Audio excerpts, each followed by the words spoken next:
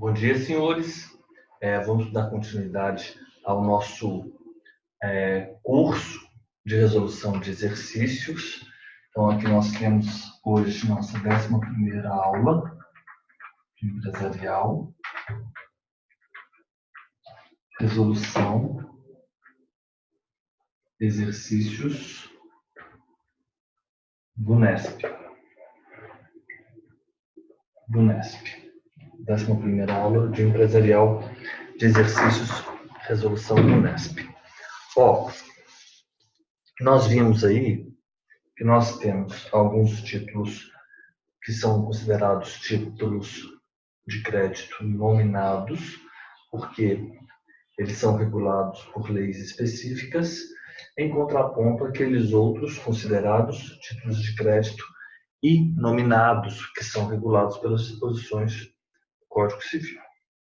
Então, nós vamos marcar aqui o nosso tempo.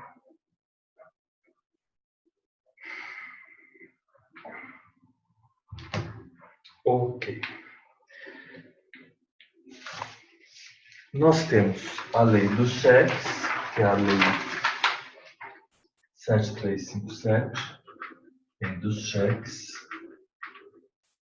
que é a lei 7.357, lei das duplicatas, que é a lei também 5474 e 5474 de 68. A lei dos cheques é de recente, relativamente 85. Questão 11. Dispõe a lei que rege o título de crédito denominado duplicata, que em todo contrato de compra e venda mercantil celebrado entre partes domiciliadas no território brasileiro, com prazo não inferior a 30 dias, contados da data da entrega do despacho, este é o artigo 1º dessa lei 5.474, de 68. O vendedor extrairá a respectiva fatura para a apresentação ao comprador. A esse respeito, é correto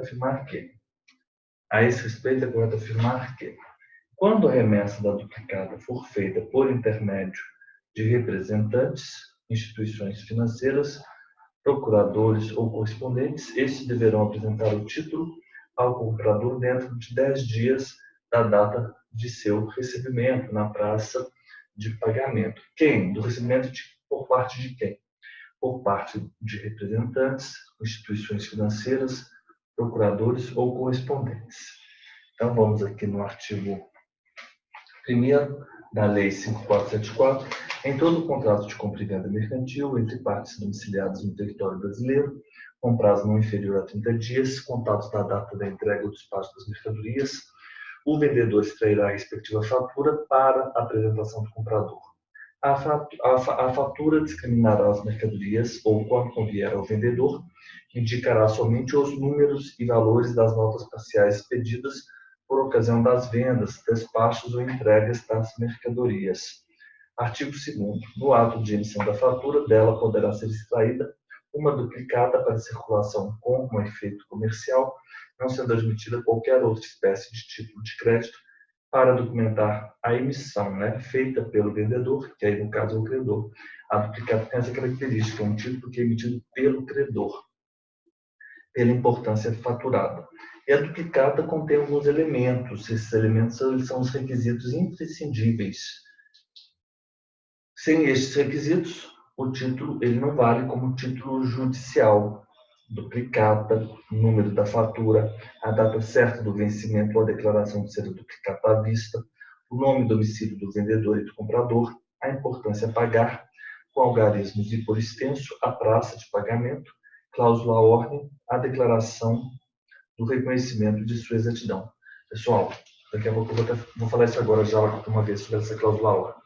A cláusula à ordem é o seguinte, ela autoriza a transmissão do título nominal mediante endosso. Então, nós vamos ter... Olha, fui tomar uma água e caiu um pouquinho aqui.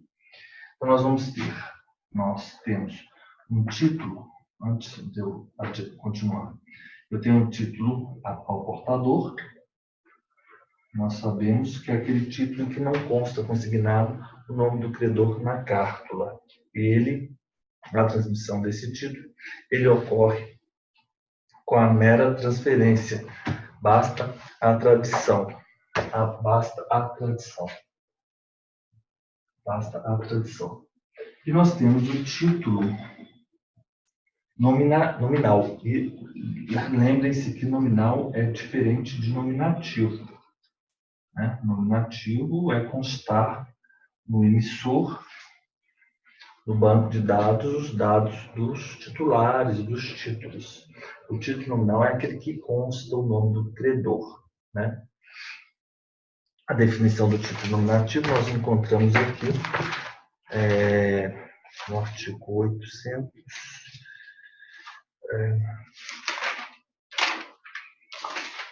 Título nominativo, 921. É título nominativo emitido em favor de pessoa cujo nome conste no registro do emitente. Correto. Então, o título nominal é aquele que identifica o credor. Né? Eu tenho a identificação do credor. Eu tenho a identificação do credor. E como pode ser a transferência desse título? A transferência desse título, ela pode se dar de duas formas. Ela pode se dar com assinatura no verso, assina e tradição, assina mais tradição. Isso quer dizer o quê? Ou então, isso, quando nós temos essa situação, o título nominal que possui a cláusula a ordem, ele é transmitido por endosso. Então, aqui, o endosso é porque a cláusula a ordem corresponde, né? O título nominativo. O título nominativo em que nós temos a cláusula a ordem é aquele título em que é possível a transmissão do título mediante o endosso. E se nós transmitimos assina mais tradição,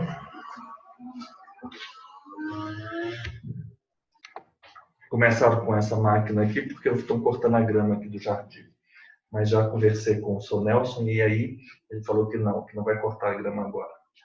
Então é isso. O título que possui a cláusula a ordem, ele pode ser transmitido mediante o endosso. Então o endosso ele se relaciona à cláusula a ordem.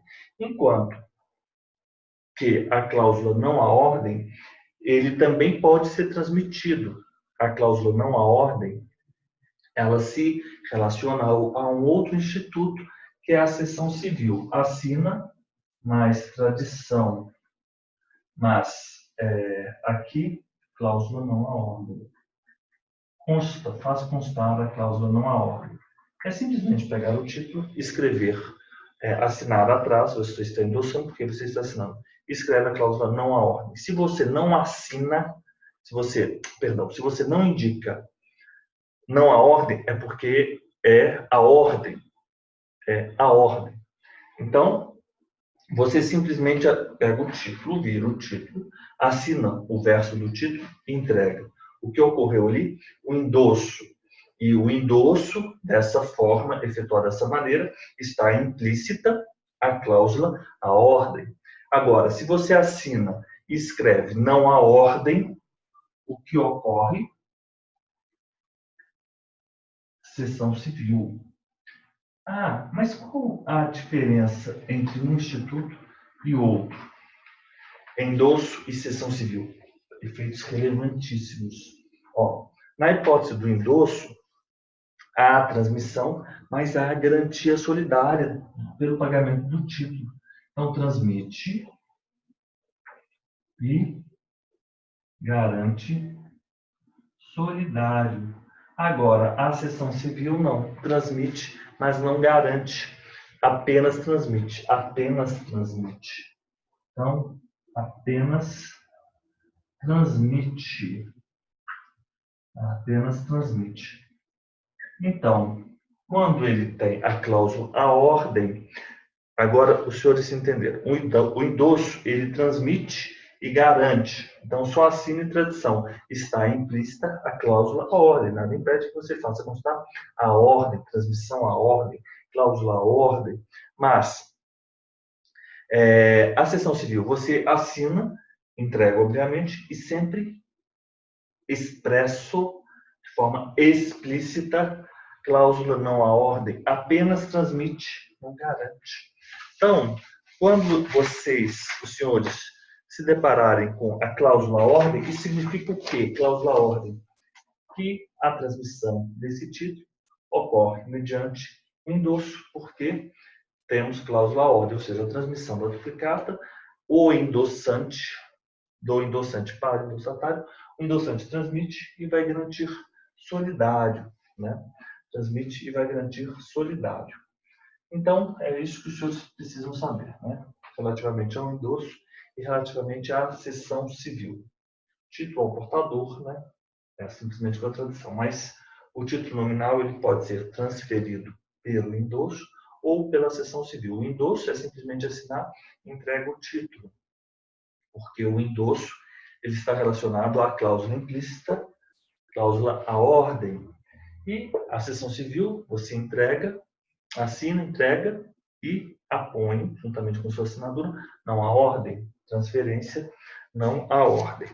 Então, a duplicata contém esses elementos, a assinatura. Uma só duplicada pode corresponder, não pode corresponder a mais de uma fatura. O parágrafo que nosso, o artigo que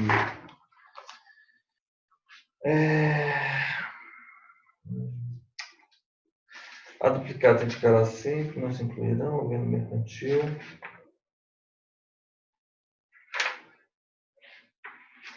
É o artigo 6º. A remessa de duplicata poderá ser feita diretamente pelo vendedor ou por seus representantes, por intermédio de instituições financeiras, procuradores ou correspondentes que se incumbam de apresentá-la ao comprador na praça ou no lugar de seu estabelecimento, podendo os intermediários devolvê-la depois de assinada ou conservá-la em seu poder até o momento do resgate, segundo as instruções de quem lhes cometeu o encargo. O prazo para a remessa da duplicata será de 30 dias da data da submissão. Aí nós temos o artigo 6º, parágrafo 2º. Se a remessa for feita por intermediário de representantes, instituições financeiras, procuradores ou correspondentes, estes deverão apresentar o título ao comprador dentro de 10 dias contados da data de seu recebimento na praça de pagamento. Então, se a remessa for feita por intermédio de representantes, instituições financeiras, procuradores ou correspondentes, estes deverão apresentar o título ao comprador em 10 dias da data do recebimento por eles, representantes, instituições financeiras, procuradores ou correspondentes. A duplicata, quando não for à vista, ela será a prazo. Deverá ser devolvida pelo comprador ao apresentante no prazo de 10 dias contados da data do seu recebimento. Ele fala da data da sua apresentação. A apresentação, então, é quando o credor, o vendedor, apresenta ao comprador, devedor. E ele, se ela não é à vista, ele tem que devolvê-la em 10 dias, dentro do prazo de 10 dias, devidamente assinada ou acompanhada da declaração por escrito, contendo as razões da falta de aceite. Então, por isso que você protesta por falta de aceite. É porque ela é duplicata. Geralmente, o que ocorre é o seguinte, a mercadoria é apresentada, a pessoa ela assina a duplicata, o comprador, o devedor já assina a duplicata e já devolve a duplicata, mas ele tem um prazo de 10 dias. E se ele não faz, aí uma das razões do protesto na 9492, que nós analisamos, né, por falta de aceite, pode caber um protesto. Cabe você uma das razões para se protestar aquele título. Havendo expressa concordância da instituição financeira cobradora, o sacado poderá reter a duplicata em seu poder até a data do vencimento, desde que comunique por escrito a apresentante, o aceite e a retenção. O sacado é o devedor, né? O sacado é contra quem a duplicata foi emitida, né? A comunicação. E aí, o sacado pode reter a duplicata, em seu poder, até a data do vencimento, mas aí ele vai apresentar ele vai comunicar à apresentante o aceite e a retenção. A comunicação de que trata o parágrafo anterior substituirá, quando necessário, no ato do protesto ou na execução judicial, a duplicata a que se refere. O comprador só poderá deixar de aceitar a duplicata por essas razões. Por essas razões. Esse artigo é extremamente importante. Avaria ou não recebimento das mercadorias quando não expedido ou não entregues por sua conta e risco, desde que ele, comprador, não tenha, ou né, o devedor não tenha se responsabilizado, vamos usar dessa maneira, a transportar ele próprio a mercadoria. Porque se ele buscou a mercadoria no caminhão, ele fez uma curva, a mercadoria caiu por conta e risco dele próprio, ele não pode alegar que houve não recebimento de mercadorias, correto? Porque ela tem que ser expedida quando não expedida ou não entregues por sua conta e risco. Vícios, defeitos e diferenças na qualidade ou na quantidade das mercadorias devidamente comprovados, divergência nos prazos ou nos preços ajustados. Então, é por isso. Então, vamos lá. Em toda venda realizada em tais condições, o vendedor é obrigado a extrair a fatura e a respectiva duplicata. Pessoal, isso não é obrigação. Isso, na verdade, é uma faculdade. Nos atos de emissão da fatura, dela poderá ser extraída uma duplicata para circulação como efeito comercial, não sendo admitida qualquer outra espécie de título de crédito para documentar o saque do vendedor pela importância fatural ao comprador. Correto? Então, é isso. Em toda venda realizada, o vendedor não pode, nos termos do artigo 2º, no ato da emissão. Não é falso. No ato de emissão da fatura, o vendedor extrairá a duplicata para circulação com efeito comercial, sendo admitida, nesse caso, qualquer outra espécie de título de crédito. Falso, acabamos de ler isso. Uma só duplicata poderá corresponder a mais de uma fatura. Falso, parágrafo 2º. Uma só duplicata não pode corresponder a mais de uma fatura.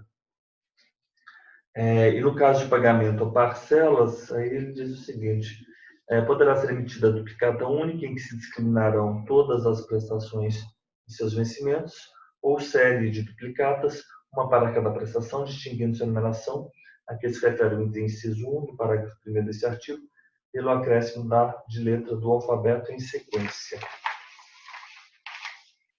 Ótimo. Exato, de letra do alfabeto. Então, perfeito. Distinguindo-se a numeração pelo acréscimo de letra do alfabeto,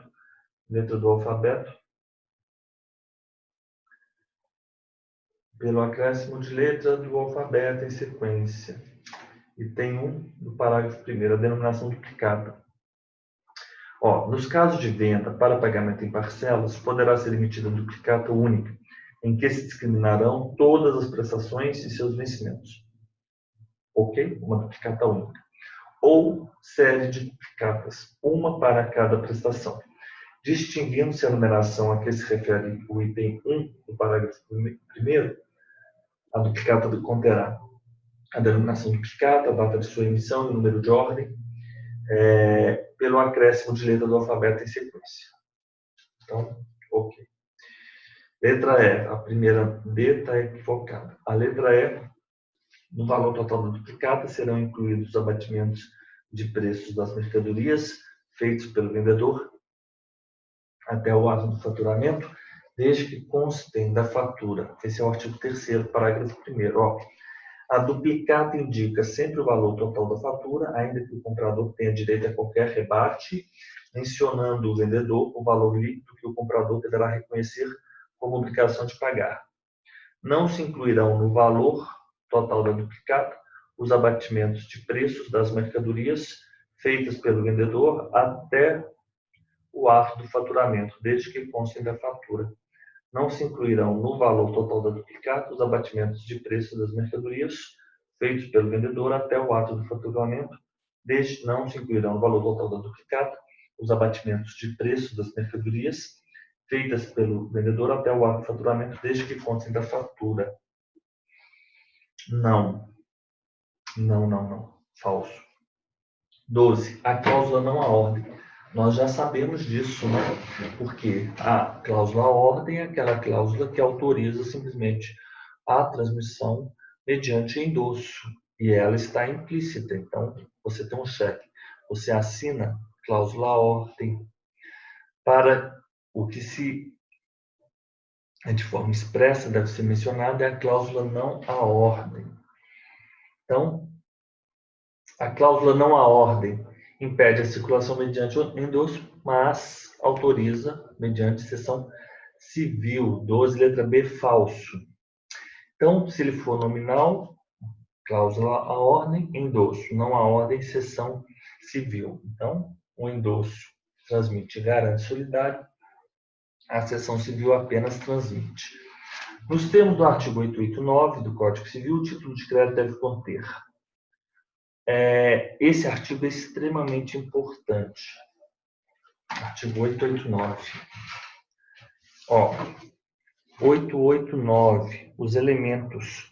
Deve o título de crédito conter a data da emissão, a indicação precisa dos direitos que confere, sempre data da emissão, indicação precisa dos direitos e assinatura. Então, artigo 889. Vamos lá.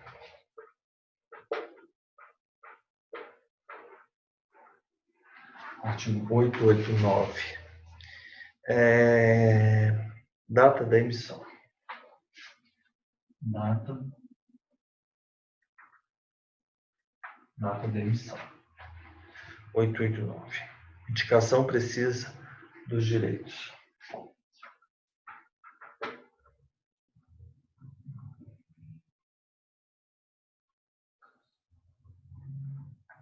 Indicação precisa dos direitos. Assinatura emitente.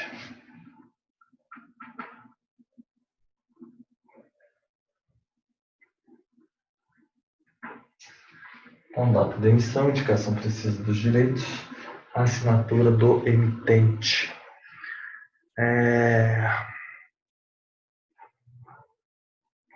Data, indicação e assinatura do emitente. É à vista o título de crédito que não contém indicação de vencimento.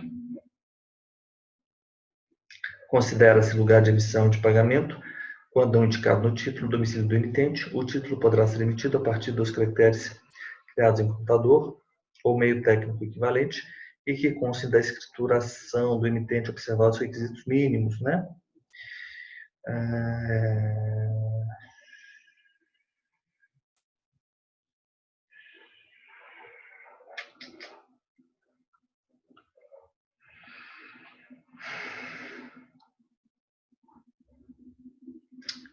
A transferência do título de crédito implica de todos os direitos que eles são inerentes.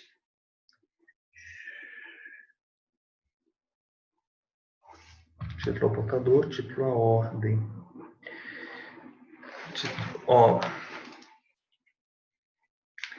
Título à ordem. O título à ordem, com a cláusula à ordem, né, na verdade. Qual é o título? Título ao portador é o título que não consta o nome do credor. Título 2, título à ordem. É aquele título à ordem, que com a cláusula à ordem, que é cuja transmissão ocorre mediante endosso. Por isso que nós vemos logo no início do artigo 910, nós temos do título à ordem, artigo 910, o endosso deve ser lançado pelo endossante no verso ou no anverso. No verso basta assinar. E no anverso ele diz, transmite-se por endosso. Pode o endossante designar o endossatário, isso é o endosso em preto. E para a validade do endosso dado no verso, é suficiente a assinatura. A transferência por endosso completa-se com a tradição. Então, olha, endosso, título à ordem, só assinatura e tradição. Disse que é necessário colocar inserir a cláusula à ordem? Não, porque não é necessário.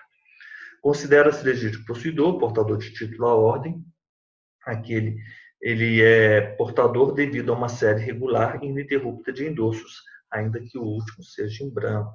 Então, aquele que paga o título está obrigado a verificar a regularidade da série de endossos, mas não a autenticidade, considera-se não escrita. No endosso, qualquer condição a que o subordine o endossante é nulo o endosso parcial.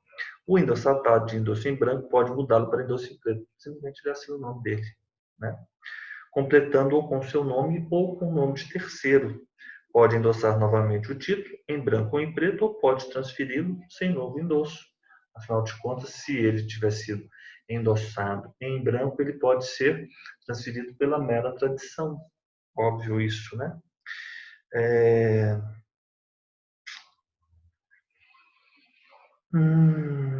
Vamos adiante. Nos termos do artigo 889, o título de crédito deve conter a data da emissão, indicação precisa dos direitos e assinatura do emitente. 13, letra C. 13, letra C. 14, vamos adiante.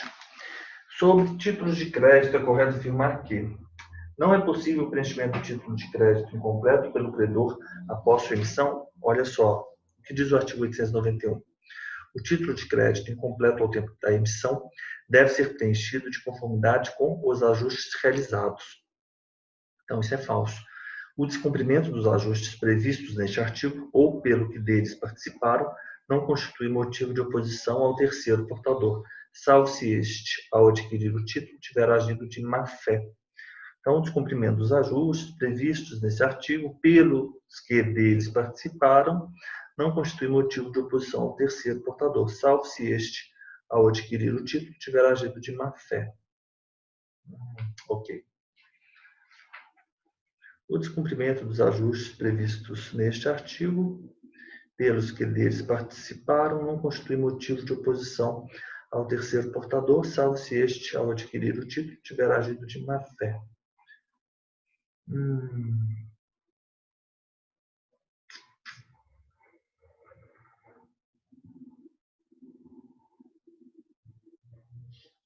O título de crédito incompleto ao tempo da emissão deve ser preenchido de conformidade com os ajustes realizados. O descumprimento dos ajustes previstos neste artigo, pelos que deles participaram, não constitui motivo de oposição ao terceiro portador, salvo se este, ao adquirir o título, tiver agido de má-fé. B, 14, letra B.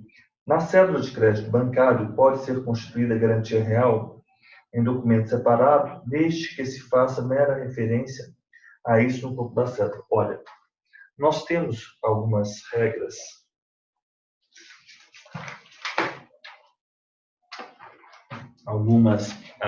algumas leis que tratam especificamente de títulos nominados, que são as cédulas. Aqui em Minas é imprescindível para se fazer uma prova da Consulplan, uma prova de cartórios, dominar essa legislação das cédulas. Então, nós temos uma cédula de crédito rural, e eu vou elencar aqui para os senhores, deixa eu tirar uma foto aqui.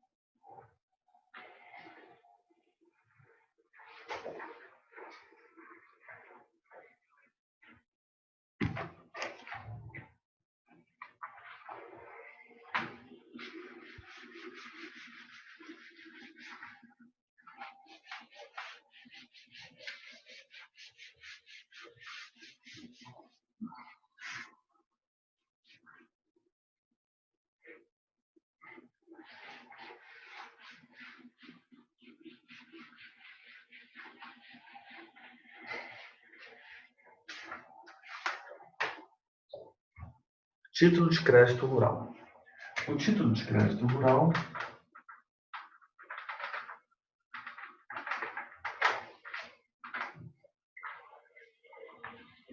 Decreto 67.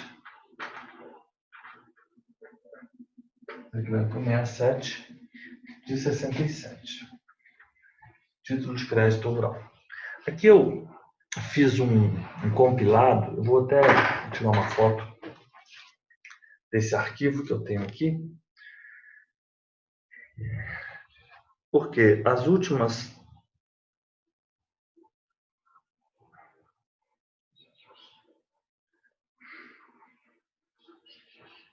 provas da Consulplan, todas as últimas provas da Consulplan em Minas, eu analisei todas essas provas e fiz um quadro de todos os artigos pertinentes, né, ao título de crédito rural, ao título de crédito industrial e a cédula de produto rural. Então aqui eu comparo, né, o que cada uma desses, as disposições legais. Agora eu tenho a de crédito rural, de crédito industrial, título de crédito industrial, é o decreto 413 de 69, e nós temos também a cédula de produto rural. Produto rural, lei 8929 de 94. A cédula de crédito rural é uma promessa de pagamento em dinheiro, sem ou com garantia real, cedularmente constituída, sob as seguintes denominações. Então, se ela tem ou não a garantia, a depender da garantia, ela vai receber o nome ou de pignoratícia ou de hipotecária. Cédula, ela pode ser pignoratícia e hipotecária. A cédula de crédito industrial, por sua vez, é a promessa de pagamento em dinheiro, com garantia real. A CCI, sempre garantia real. A CCR pode ou não ter garantia real, cedularmente constituída. E a CCI pode ser por penhor, alienação fiduciária, hipoteca cedular. E a CPR é representativa de promessa de entrega de produtos rurais, com ou sem garantia. Então, a CCI não tem a possibilidade de não ter a garantia. Agora, e a cédula de crédito bancário? Olha, a cédula de crédito bancário, a CCB, ela é tratada na Lei 10.931. Lei 10.931. Especificamente, essa letra B, ela vai tratar, essa resposta se encontra no artigo 32 e 17. Então, vamos jogar aqui no Google, para nós termos a Lei 10.931. Lei 10.931. A Lei 10.000, ela trata de vários temas, mas vamos lá no artigo 37. Artigo 37.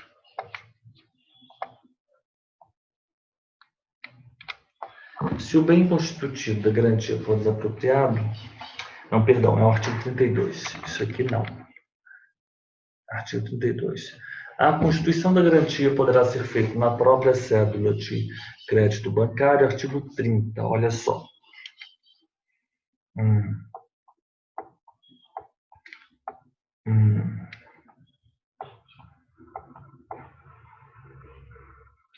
Artigo 28.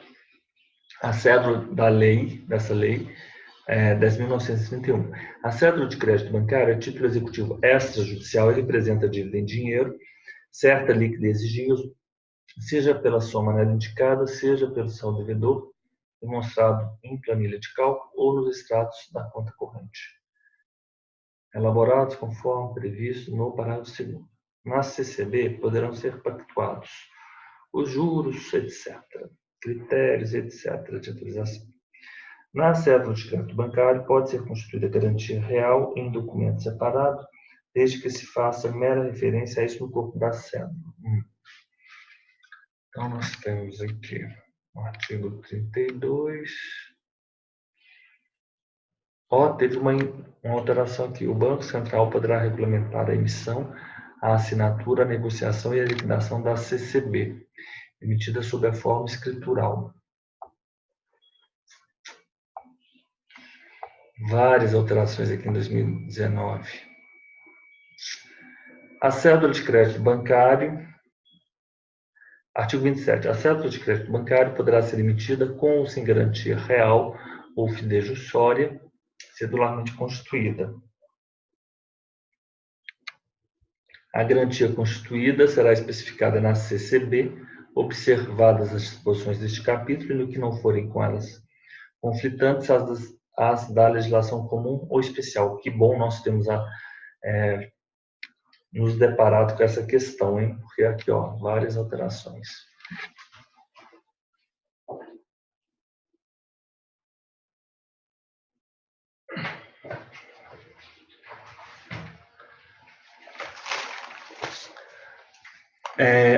Vamos lá.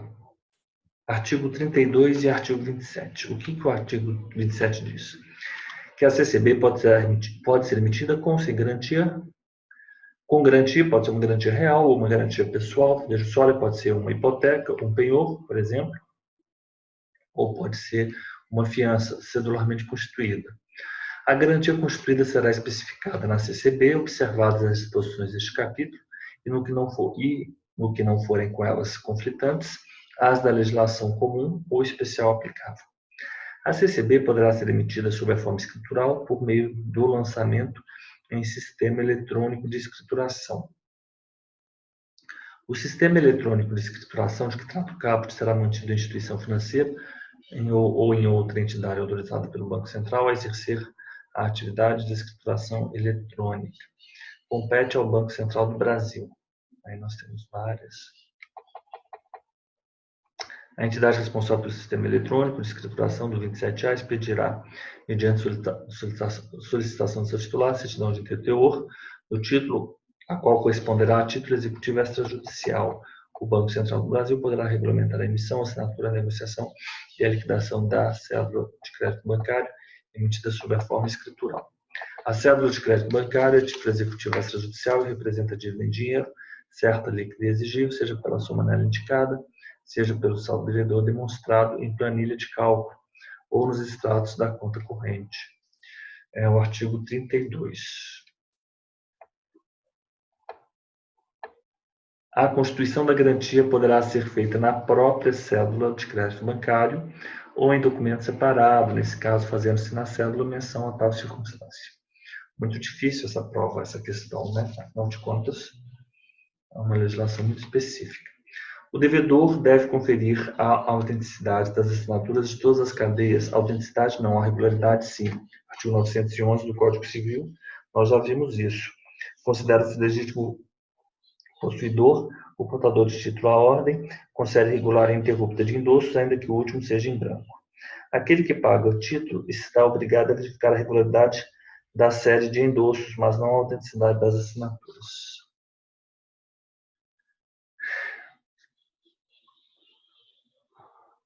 Ok. Então, estamos bem. Continuamos. 911. Um endossatário de endosso em branco pode mudá-lo para endosso em preto, desde que complete com seu nome o terceiro, bem como pode endossar novamente o título, mas não pode transferi-lo sem novo endosso. Não, ele pode transferi-lo se ele estiver o último, se o endossatário tiver, na verdade, a gente não sei nem se é adequado de dizer que aquela pessoa é um endossatário, porque ele recebe o título por endosso, mas o endosso em branco, ou seja, não consta o nome dele, né? Então, aquele houve um endosso em branco, mas o endosso em branco é relativamente ao endossante, que simplesmente assina o verso do título e apresenta aquela pessoa. Então, aquela pessoa que tem o título endossado em branco, não consta o nome daquela pessoa como endossatário, né? Mas não pode transferir. O artigo 913 fala exatamente o endossatário de endosso em branco, sim, endossatário, sim, é aquela pessoa que tenha recebido o título, né? Mas não consta o nome. Então, interessante porque o endosso é simplesmente a assinatura, né? Não tem o nome do endossatário porque o endosso é em branco. Ele pode mudar para endosso em preto, completando com o seu nome ou de terceiro, e pode endossar novamente o título em branco ou em preto, ou pode transferi-lo sem novo endosso. pela mera tradição. Então, aqui, mas não pode transferi-lo? Não. Ou pode transferi-lo sem novo endosso. Mas não pode transferi-lo sem novo endosso. Não, ele pode transferi-lo sem novo endosso. Claro, ele não precisa assinar, porque não tem o nome dele, basta ele entregar. Né? Então, essa letra D é falso. 15.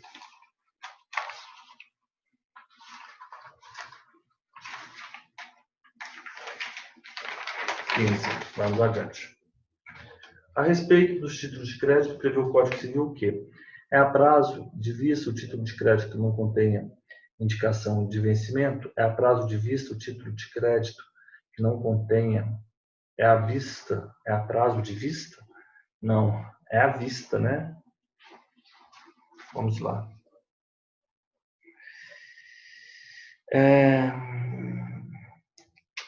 889. Deve o título de crédito conter a data da emissão? É à vista o título de crédito que não contém indicação de vencimento.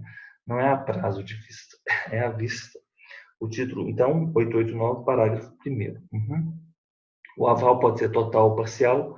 No verso ou no anverso é vedado o aval parcial nos termos do Código Civil, artigo 897, parágrafo único. É considerado lugar de pagamento quando não é indicado no título o domicílio do credor? Não, o domicílio do emitente considera-se lugar de emissão e de pagamento quando não indicado no título. O domicílio do emitente, parágrafo 2º, falso. O credor não é obrigado a receber o pagamento antes do vencimento do título? Isso é verdade, isso é verdade.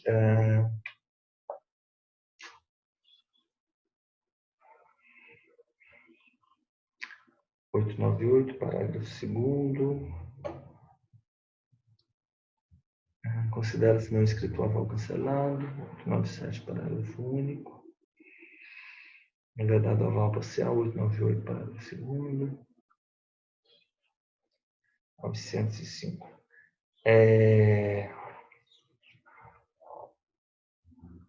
O credor não é obrigado a receber o pagamento antes do vencimento do título.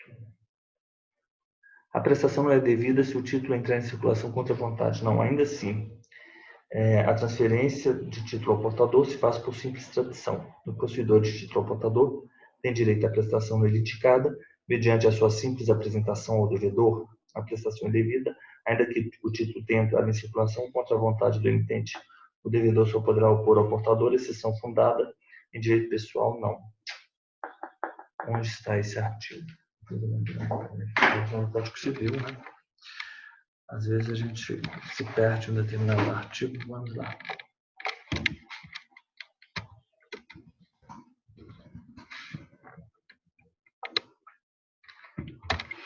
Ctrl F. Credor, não. É o 313. Não. Não é obrigado a receber prestação diversa daquele é devida. Antes do vencimento do título. Não.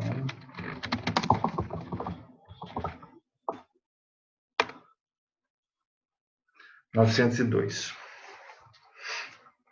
Não é o credor obrigado a receber o pagamento antes do vencimento do título. E aquele que o paga antes do vencimento fica responsável pela validade do pagamento. Não é o credor obrigado a receber o pagamento antes do vencimento do título. E aquele que o paga antes do vencimento fica responsável pela validade do pagamento. Não é o credor obrigado a receber o pagamento antes do vencimento do título. No vencimento não pode o credor recusar pagamento, ainda que parcial. No caso de pagamento parcial, em que se não opera a tradição do título, além da quitação em separado, outra deverá ser firmada no próprio título. Né? Não é o credor obrigado a receber o pagamento antes do vencimento do título. E aquele que o paga antes do vencimento fica responsável pela validade do pagamento. Não é o credor obrigado a receber o pagamento antes do vencimento do título.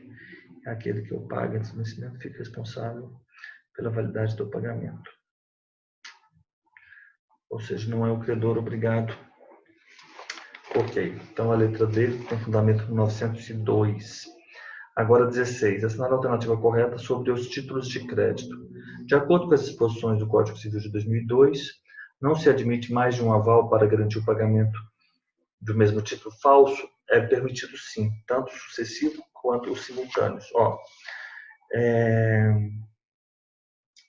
Não é o credor obrigado a receber o pagamento antes do vencimento do título, e aquele que o paga antes do vencimento fica responsável pela validade do pagamento. No vencimento, não pode o credor recusar pagamento, ainda que parcial. No caso de pagamento 902, não, parágrafo 1º, não se admite mais de um aval para garantir o pagamento do mesmo título. Não, admite-se sim.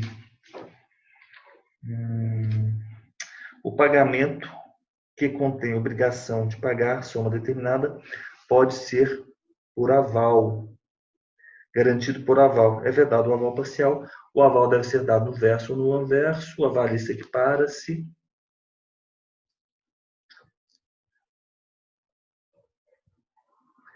O aval deve ser dado no verso ou no anverso. Para a validade do aval, o aval é no anverso, é na frente. O dorso é o endosso.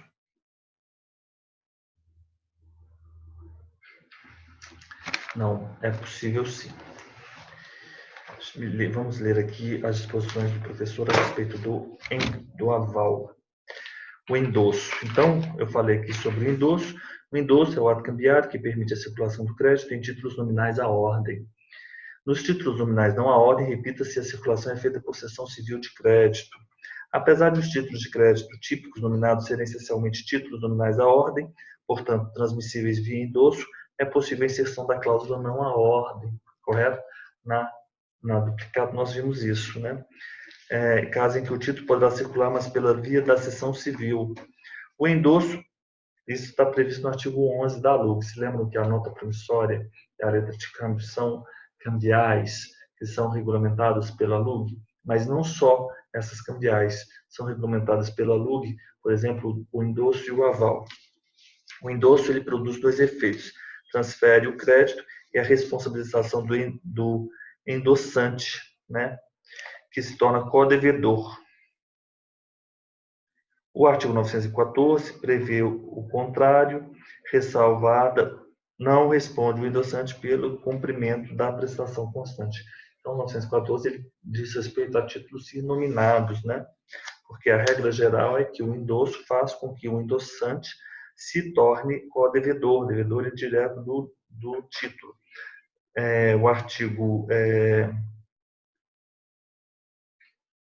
O artigo 914 do Código Civil diz que, salvo cláusula expressa em contrário, constante do endosso, não responde o endossante pelo cumprimento da prestação constante do título. O endosso deve ser feito no verso do título, bastante a assinatura do endossante. É vedado o endosso parcial. No caso, o endosso parcial é nulo, ele diz aqui no Código Civil. É nulo o endosso parcial. É nulo o endosso parcial no Código Civil. Endosso parcial é nulo no Código Civil. Olha que interessante. Mas também o é na LUG. O endosso é vedado o endosso parcial. É nulo o endosso parcial ou limitado a certo valor da dívida representado no título, qual é considerado nulo. Veda-se também o endosso subordinado a alguma condição, tanto no artigo 12 quanto artigo 902. Então, o que os senhores têm que ter em mente é o seguinte: o aval, o Código Civil 897, ele diz, é vedado o aval parcial. A LUG, por sua vez, autoriza o aval parcial. O Código Civil, ele diz o seguinte, que o endosso, no caso do endosso, não responde o endossante pelo cumprimento da prestação constante no título. Responsabilidade, o que é contrário. Então, é o aval, o endosso. LUG, o que diz a LUG? A LUG responde o endossante. O Código Civil não responde o endossante, né? Não responde. O artigo 914, ele diz, não responde o endossante pelo cumprimento. Então, Código Civil não responde o endossante, mas aqui na LUG responde o endossante. Responde o endossante. Agora, o endosso parcial é nulo tanto no Código Civil quanto na LUG, correto? Tanto na LUG quanto agora os avais. Aval. Outro instituto importante no regime jurídico cambial é o aval, é o ato cambiário pela qual um terceiro avalista se responsabiliza pelo pagamento da obrigação constante do título. Está regulado no artigo 30, o endosso parcial. Então, é vedado, o endosso parcial é vedado tanto na LUG quanto no Código Civil.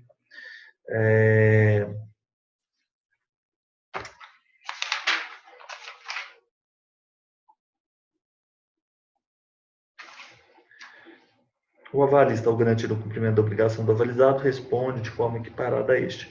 O local apropriado para a realização do aval é o anverso, caso em que basta a simples assinatura do avalista. Nada impede.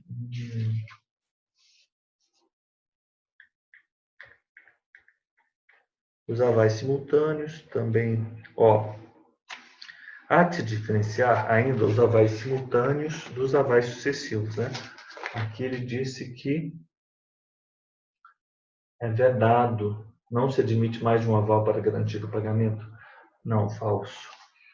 Ocorrem os avais simultâneos, também denominados coavais, ocorrem quando duas ou mais pessoas avalizam um título conjuntamente, garantindo a mesma obrigação cambial. Assim, nos avais simultâneos, os avalistas não são considerados uma só pessoa, razão pela qual assumem responsabilidade solidária regida pelas regras do direito civil. Em suma, eles dividem a dívida, razão pela qual, se um deles pagar integralmente ao credor, terá direito de regresso contra o devedor principal relativo ao total da dívida, mas terá direito de regresso contra o outro avalista apenas em relação à sua parte, se forem dois avalistas. Né? Os avais sucessivos, por sua vez, é o aval de aval. Ocorre quando alguém avaliza um outro avalista.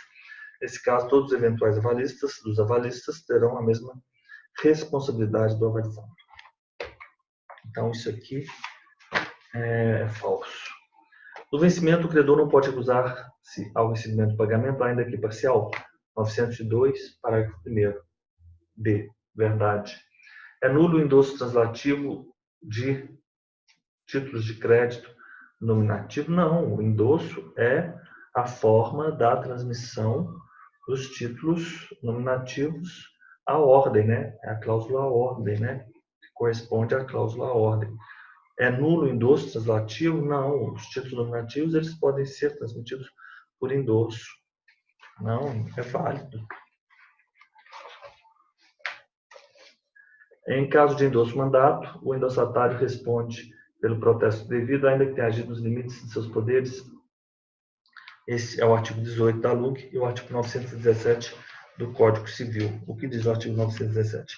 A cláusula constitutiva de mandato lançado no endosso confere ao endossatário o exercício dos direitos inerentes ao título, salvo restrição expressamente estatuída. O endossatário de endosso-mandato só pode endossar novamente o título na qualidade de procurador com os mesmos poderes que recebeu. Com a morte ou superveniente incapacidade do endossante, não perde eficácia o endosso-mandato. Pode o devedor opor ao endossatário de endosso-mandato somente as exceções que tiver contra o endossante. Em caso de endosso-mandato, o endossatário responde pelo protesto indevido, ainda que tenha agido nos limites. Essa letra D aqui, ela não foi considerada correta, foi considerada incorreta. Em regra, o endossante é solidariamente responsável pelo cumprimento da obrigação constante no título? Falso. Não para o Código Civil. Não para o Código Civil. Não para o Código Civil. Deixa eu dar uma olhada nessa questão aqui do endosso mandato. Vamos lá.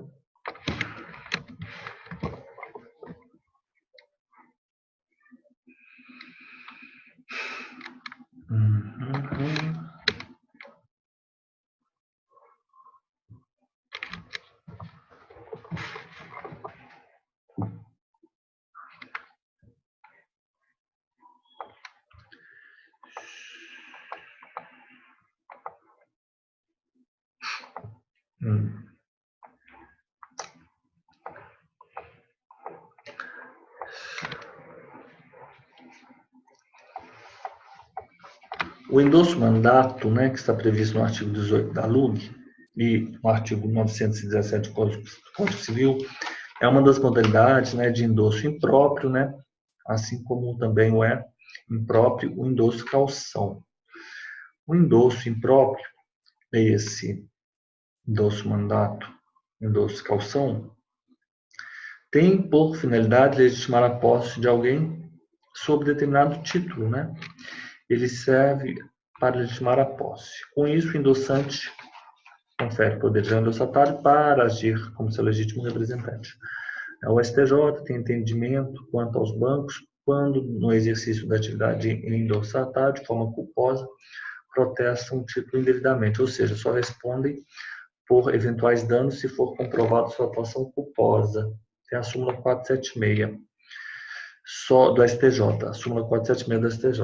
Só responde por danos materiais e morais o endossatário que recebe o título de crédito por endosso-mandato e o leva a protesto se extrapola os poderes de mandatário ou em razão de ato culposo próprio, como no caso de apontamento,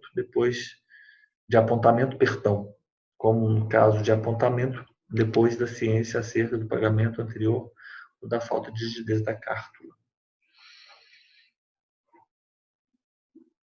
Não, ele responde se extrapola os poderes de mandatário ou em razão de ato culposo próprio, como no caso de apontamento. Depois, apontamento, né, é o ato praticado no livro protocolo, no tabelionato de protesto. Se extrapola os poderes de mandatário em razão de ato culposo próprio, como no caso de apontamento depois da ciência acerca do pagamento anterior ou da falta de rigidez da carta. Então, 17, 16 é letra B. Então, vamos fazer o nosso intervalo e nós já voltamos aqui para a nossa segunda parte. Então, continuamos aqui com a nossa série de exercícios. Vamos marcar aqui o nosso tempo, timer. Artigo 17. Exercício 17. De acordo com o regramento que lhes é conferido pelo Código Civil, assinar a alternativa correta no que diz respeito aos títulos de crédito em geral. A transferência de título ao portador se faz mediante endosso falso, simples tradição, artigo 904. A condição é que o subordíneo, o endossante, acarreta a nulidade. Não, 912, o endosso é válido. Artigo 912. Artigo 912. O endosso deve ser lançado pelo endossante no verso ou no anverso do próprio título. Pode o endossante designar o endossatário e, para a validade do endosso, dado o verso, suficiente a simples assinatura. A transferência por endosso completa-se com a tradução. Considera-se não escrito o endosso cancelado total ou parcialmente. Considera-se legítimo possuidor ou portador de título à ordem, concede regular interrupta de endossos, ainda que o último seja em branco. Aquele que paga o título está obrigado a verificar a regularidade da série de endosso, mas não a autenticidade das assinaturas. Considera-se, 912, considera-se não escrita no endosso qualquer condição a que o subordine o endossante. Considera-se não escrito no endosso,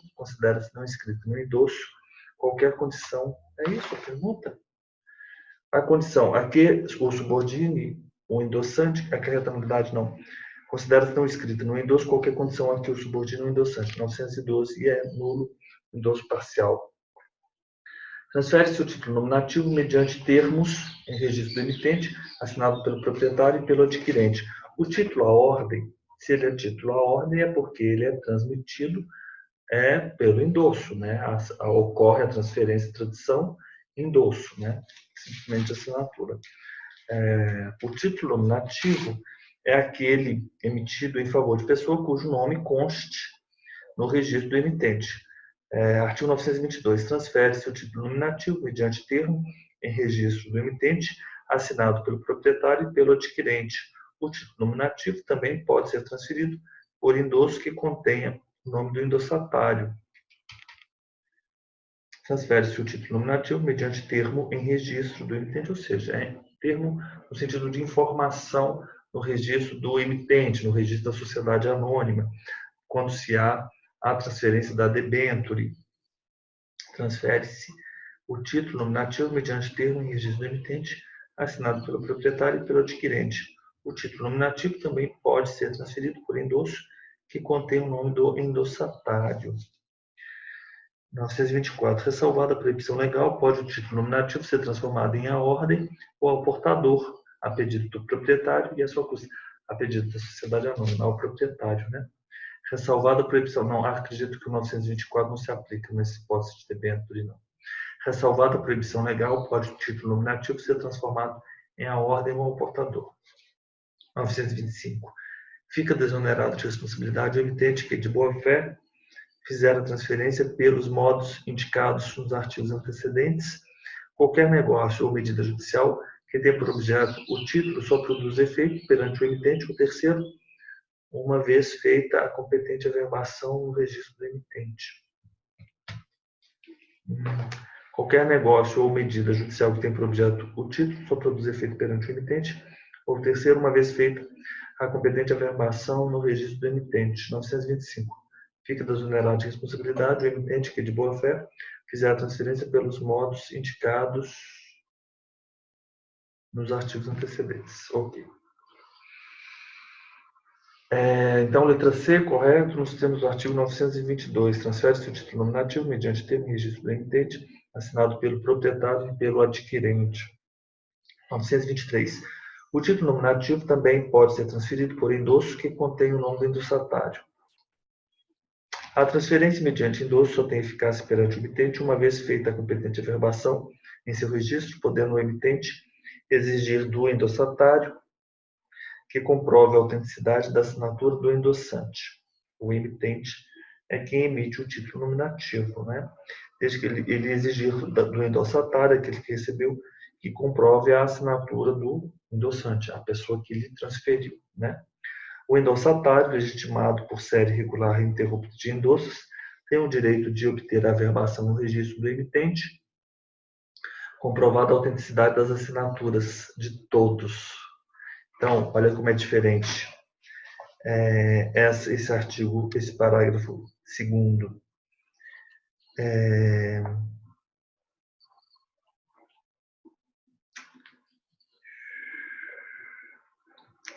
Como o parágrafo 2º do artigo 923, ele não se confronta, mas ele se coloca perante o parágrafo único do 911. Aquele que paga o título está obrigado, porque o 911 diz que considera-se legítimo o possuidor, o portador do título à ordem, com série regular ininterrupta de endossos, ainda que o último seja em branco. Aquele que paga título está obrigado a verificar a regularidade da série de endossos, mas não a autenticidade das assinaturas.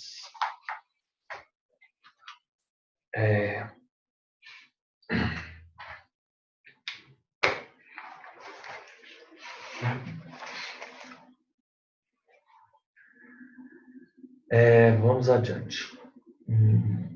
A aquisição de título à ordem, né, porque o que eu quis é porque no título nominativo, o endossatário ele tem o direito de obter a averbação, comprovando a autenticidade das assinaturas de todos os endossantes.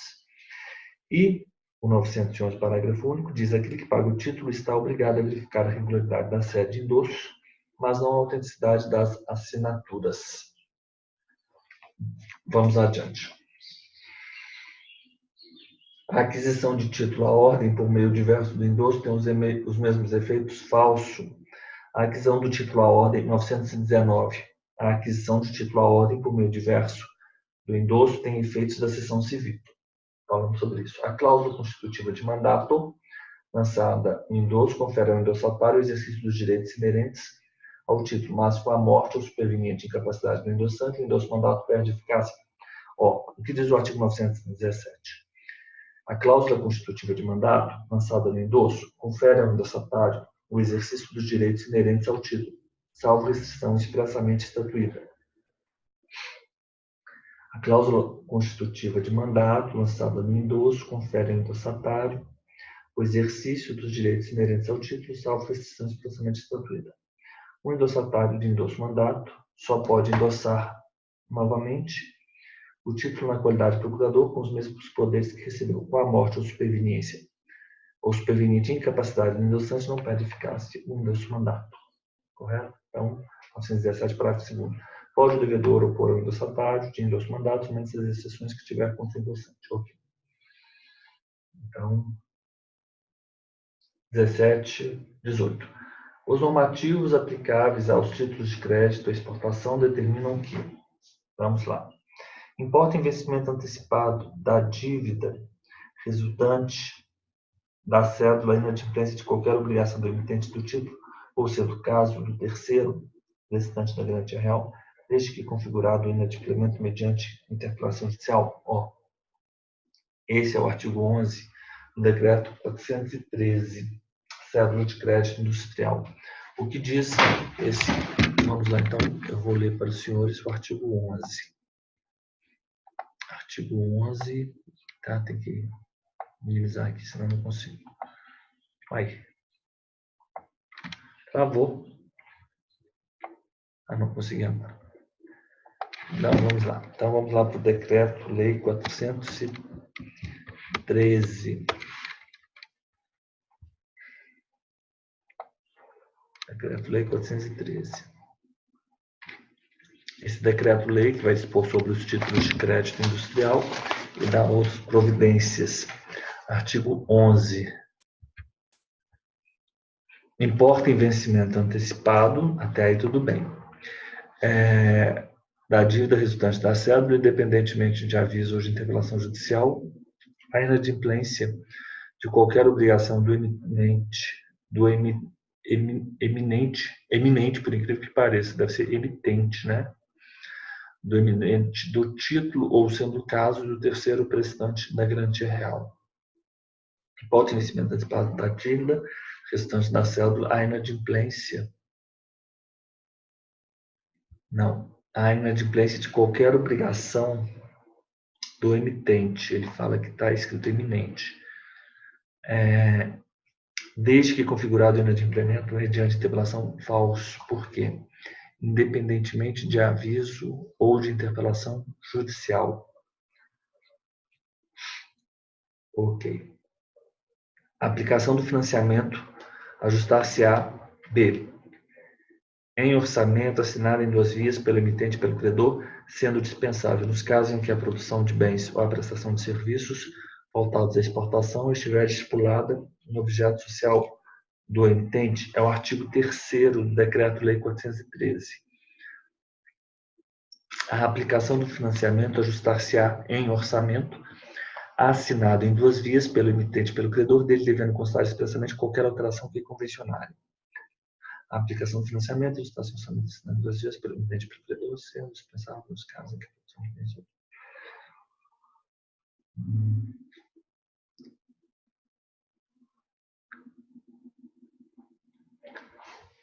Aqui ele diz dispensável que a produção de bens ou prestação de serviço voltada estiver estipulada no objeto do emitente.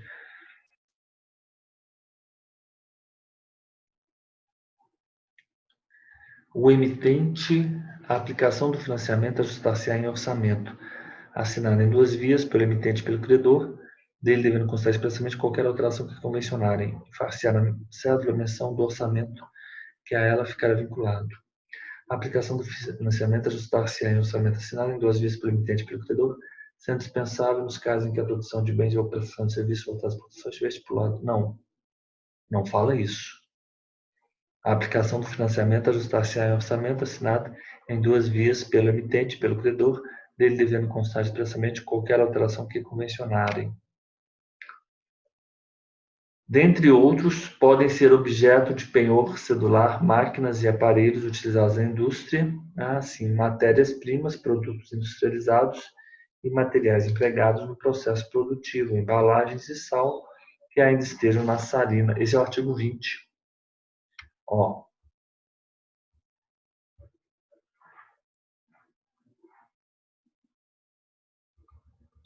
Podem ser objeto de penhor cedular nas condições deste decreto máquinas e aparelhos utilizados na indústria, com os seus respectivos pertences, matérias-primas, produtos industrializados e materiais empregados no processo produtivo, inclusive embalagens, e sal que ainda esteja na salina.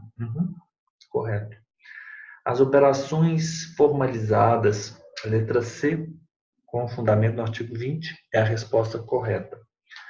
As operações formalizadas com títulos de crédito à exportação são isentas do imposto sobre operações financeiras, desde que cumpram os seguintes requisitos: sejam emitidas por pessoas jurídicas e os recursos do financiamento sejam destinados à exportação ou à produção de bens para exportação, bem como às atividades de apoio e complementação integrantes e fundamentais da exportação. Aqui nós temos que nos reportar ao artigo 2º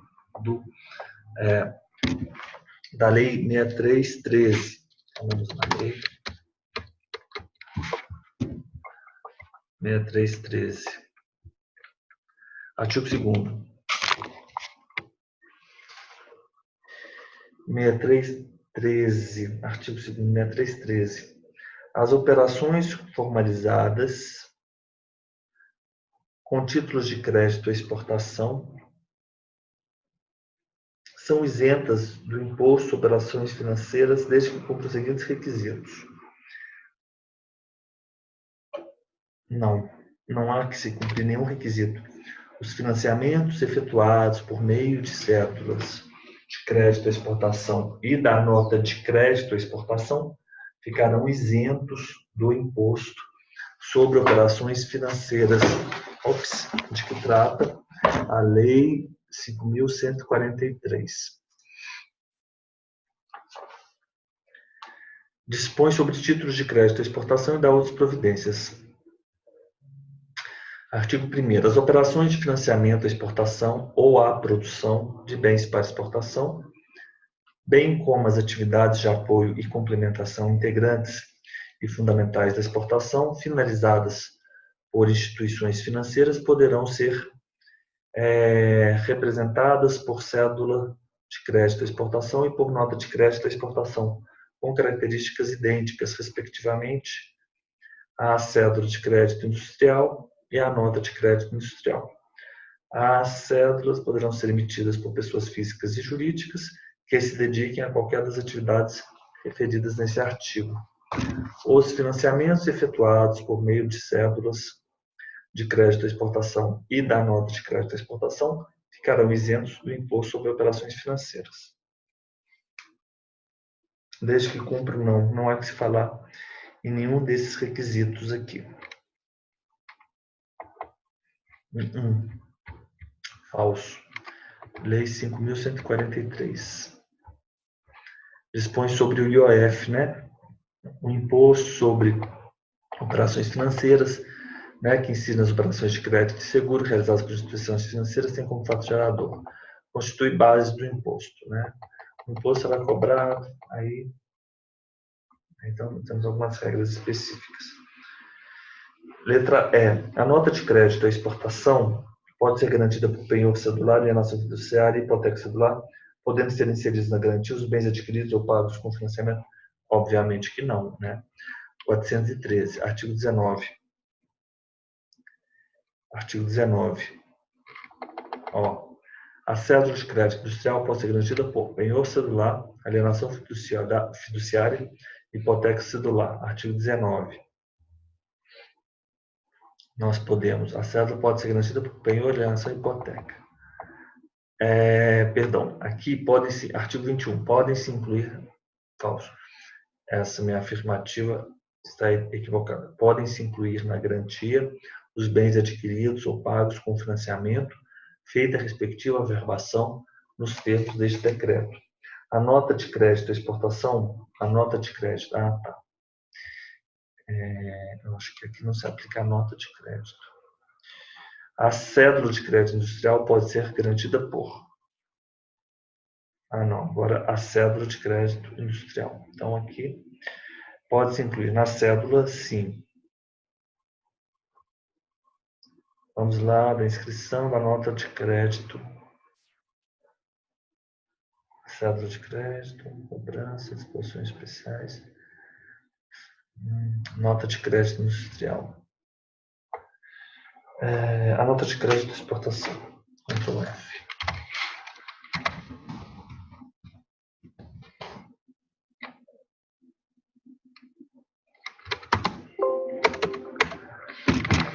A nota de crédito, a nota de crédito industrial, sim. A nota de crédito industrial, sim. Mas a nota de crédito industrial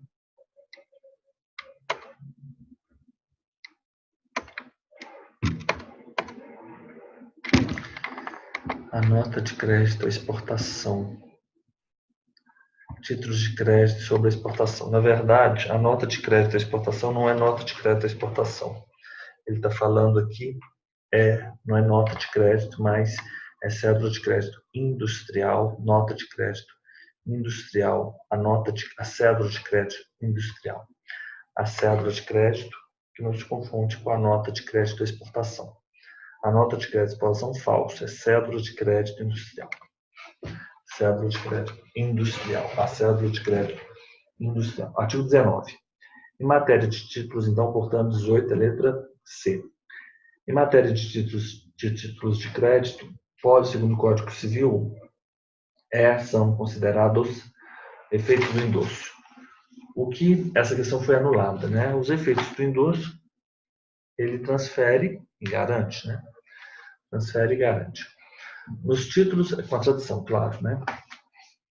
Nos títulos de crédito, segundo a disciplina que lhe confere o Código Civil, o aval posterior ao vencimento, e aqui nós temos, produz os mesmos efeitos do anteriormente dado. Artigo 900. O aval posterior ao vencimento produz os mesmos efeitos do anteriormente dado. Artigo 900. Disposições gerais. Artigo 900. O aval posterior ao vencimento produz os mesmos efeitos do anteriormente dado. Artigo 900. Produz os mesmos efeitos do anteriormente dado. 21. Em matéria de títulos de crédito, segundo o Código Civil, o título nominativo pode ser transferido por endosso desde que contenha o nome do endossatário. 21 é letra D. 921. Título nominativo. É título nominativo emitido em favor de pessoa cujo nome conste no registro do emitente.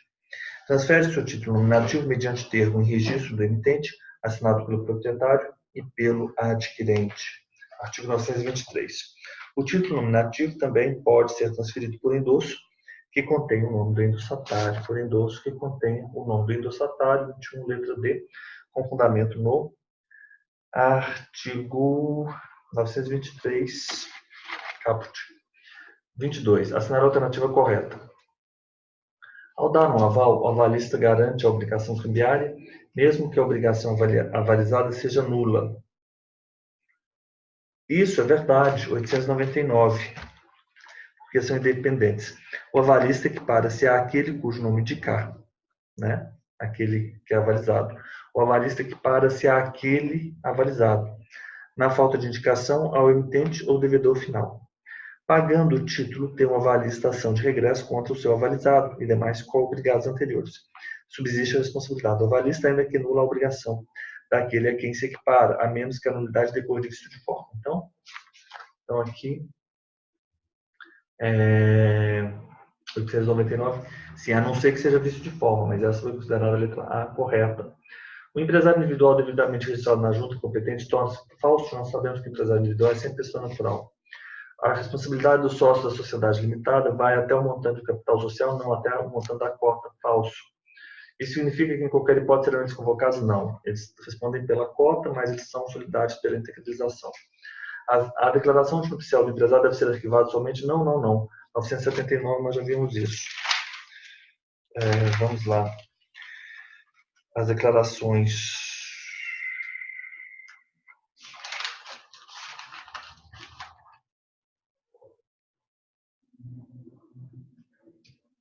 Além de no registro civil, serão arquivados e averbados no registro público das empresas mercantis os pactos e declarações antinupciais do empresário, o título de doação, herança ou legado de bens clausulados de incomunicabilidade ou inalienabilidade. Além de, no registro civil, serão arquivados e averbados no registro público de empresas mercantis os pactos e declarações antinupciais do empresário, o título de doação, herança ou legado de bens clausulados de incomunicabilidade ou inalienabilidade. Artigo 979. Artigo 979.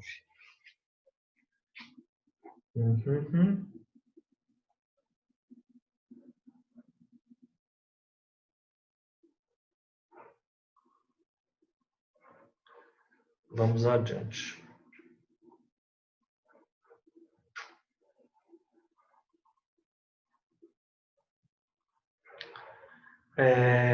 Letra 22, letra A, 23. Com relação à duplicata, assinale a alternativa correta. A duplicata não admite em qualquer hipótese reforma ou prorrogação de prazo de vencimento? Olha, isso é falso, porque o artigo 11, ele permite, ele autoriza a prorrogação, sim.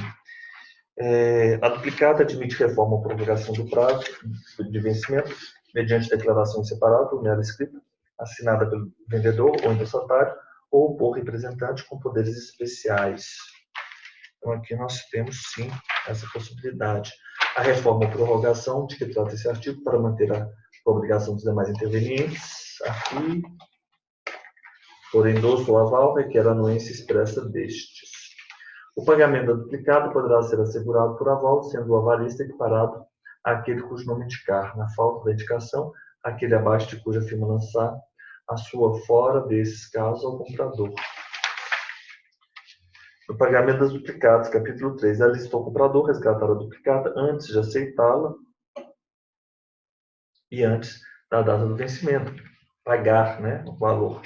A prova do pagamento é o recibo, passado pelo legítimo portador ou pelo seu representante com poderes especiais, no verso do próprio título em documento em separado, com referência expressa à duplicata. Ok. Vamos adiante. O comprador poderá deixar de aceitar a duplicata por motivo de avaria das mercadorias quando expedido por sua conta e risco. Artigo 8º, falso, isso não. Por sua própria conta e risco. Se ele transporta a mercadoria vem a se perder porque o caminhão fez uma curva e ela caiu, ali é culpa dele, né? Culpa dele. Então, só por culpa do outro, né? O comprador, então, artigo 8º. Letra C. Se a remessa de duplicata for feita por intermédio de representantes, instituições financeiras, procuradores ou correspondentes, estes deverão apresentar o título ao comprador dentro de 10 dias do seu recebimento na praça de pagamento mínimos. Isso é o artigo 6º, correto. É de emissão obrigatória quando se verificar venda a prazo falso, artigo 1º e artigo 2º dela é facultado, né? É facultado. Letra C. A duplicata, quando não for à vista, deverá ser devolvida pelo comprador ao apresentante por prazo de 10 dias, artigo 7º, Lei 5474, nós já sabemos disso. 25. São princípios basilares dos títulos de crédito, autonomia, cartularidade e literalidade. Então, vou aqui me apoiar nas definições aqui do professor,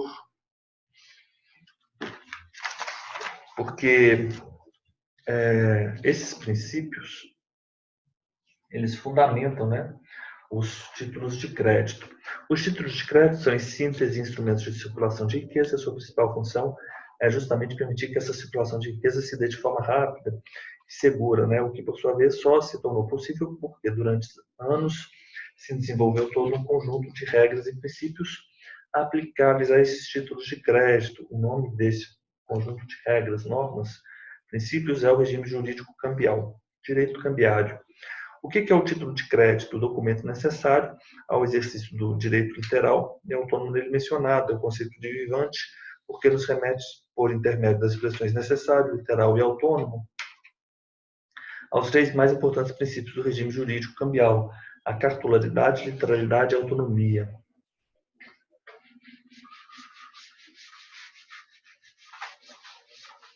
Então, vamos adiante. Documento necessário é o título de crédito. Documento necessário ao exercício do direito literal e autônomo, ao exercício do direito literal e autônomo. Documento necessário ao exercício do direito literal e autônomo. Documento necessário ao exercício do direito literal e autônomo nele mencionado. Isso aqui é imprescindível para uma prova oral, viu? Nele mencionado. Título de crédito. Documento necessário ao exercício do direito literal e autônomo. Então, nós temos o documento tem a ver com cartularidade. Nós temos literal ele faz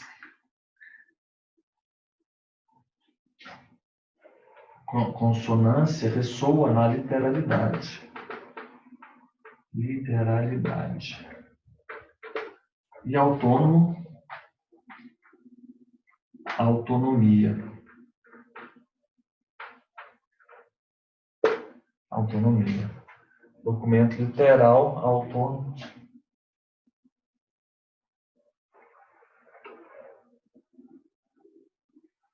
Documento literal e autônomo. Documento cartularidade, literal, literalidade, autônomo, autonomia. Princípio da cartularidade. O exercício de qualquer direito representado no título pressupõe a posse legítima, né? Posse da cártula. Posse da cártula. Posse da cártula.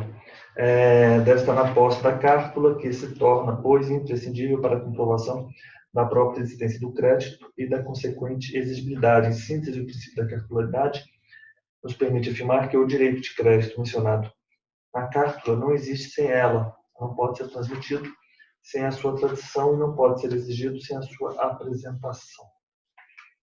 Ok?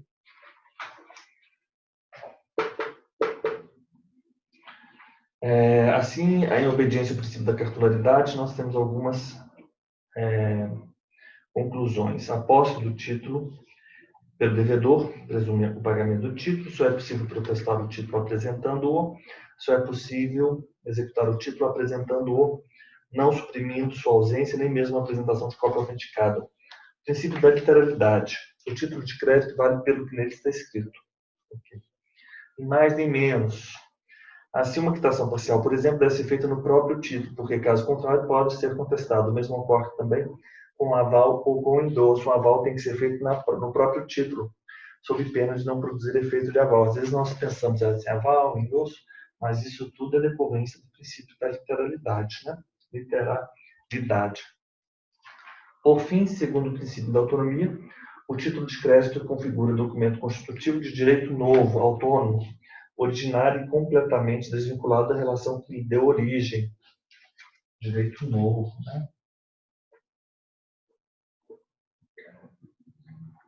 Direito novo. Assim, as relações jurídicas representadas no determinado título de crédito são autônomas e independentes entre si, razão pela qual o vício que atinge uma delas, por exemplo, não contamina as outras. Melhor dizendo, o legítimo portador do título pode exercer seu direito de crédito sem depender das demais relações que o antecederem, estando completamente imune aos vícios ou defeitos que eventualmente as acometeram, como bem ensinou o próprio César Vivante, como queiram os senhores. O direito representado no título de crédito é autônomo, porque a sua posse legítima caracteriza a existência de um direito próprio, não limitado, direito próprio não limitado, nem indestrutível, direito novo, direito próprio, não limitado, no sentido que não se vincula, né? Alguns autores, eles ainda apontam outros princípios, como independência, substantividade, legalidade, característica, legalidade, tipicidade. Aí nós temos evolução histórica, o título nominal. O título ao portador é aquele que circula pela mera tradição, uma vez que neles a identificação do credor não é feita de forma expressa. O título nominal, por sua vez, é aquele que identifica expressamente o seu titular, ou seja, o credor. Assim, a transferência da titularidade do crédito não depende apenas da mera entrega a outra pessoa. É preciso praticar um ato formal que opera a transferência da titularidade. Os nominais à ordem é o endosso. Já nos títulos nominais não há ordem, os nominais à ordem, típico do regime jurídico cambial. Já nos títulos nominais não há ordem, é a seção civil. Título causal é aquele que pode ser emitido nas restritas hipóteses em que a lei autoriza sua emissão. Título abstrato, por sua vez, é aquele cuja emissão é a duplicata mercantil, duplicata de serviços. Título abstrato, por sua vez, é aquele cuja emissão não está condicionada a nenhuma causa pré-estabelecida em lei. Em síntese, pode ser emitida em qualquer hipótese. Então, vamos lá. São princípios básicos dos títulos de crédito: autonomia, a cartularidade e a literalidade. Autonomia, cartularidade, literalidade. Perfeito. Com relação aos avais simultâneos, o pagamento do título por um dos avalistas não libera o devedor principal do direito de regresso em favor do que pagou. Então, os avais simultâneos. Então, vamos dar uma olhada aqui. Os avais simultâneos. Aval.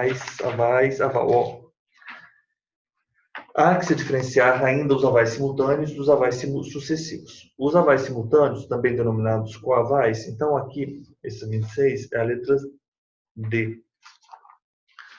Letra D, os avais simultâneos.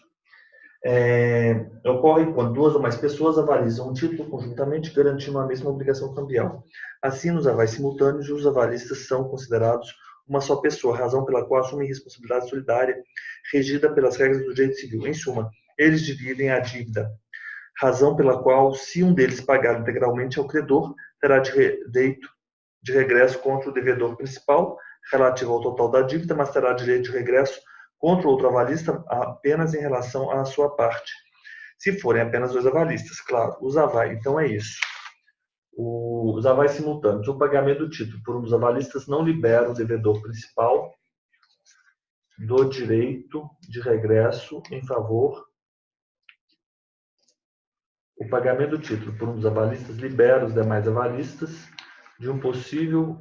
O pagamento do título por um dos avalistas não libera o devedor principal do direito de regresso em favor daquele que pagou o devedor.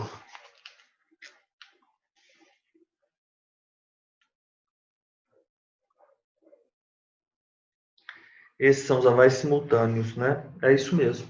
Então, o pagamento de um título por um dos avalistas, ele não libera o devedor principal do direito de regresso em favor.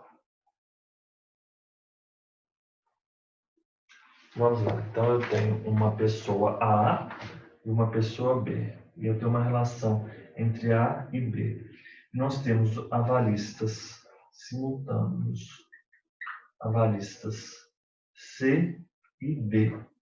Avalistas C e D. Eles são avalistas, eles avalizam, né? Avalista típico de uma cambial, né? De uma relação cambial. O aval. Então, vamos imaginar que é uma relação, uma nota promissória, né? Uma nota promissória.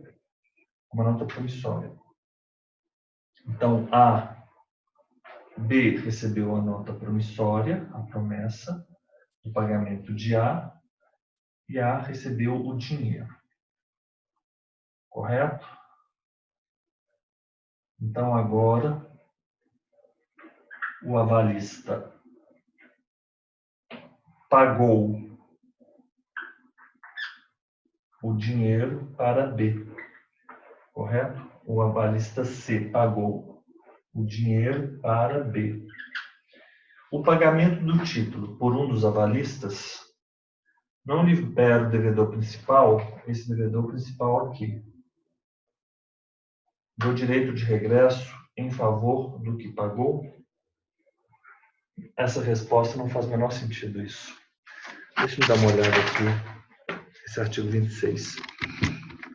Vamos lá.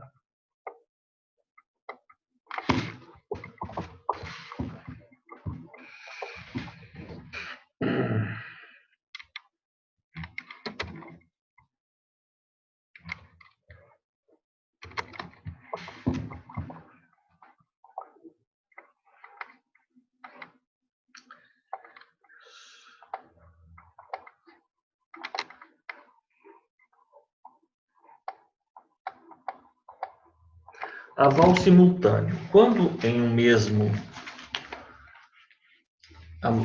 mesmo título existe mais de um avalista, o credor ele pode cobrar de todos os avalistas solidariamente. Existe a regra que avais em branco presumem-se simultâneos. Ainda também é importante saber que no caso de avais em branco presumem-se que tenham sido dados em favor do emitente, exceto na duplicata, onde a regra especial diz que ele será em favor daqueles cuja assinatura estiver logo acima.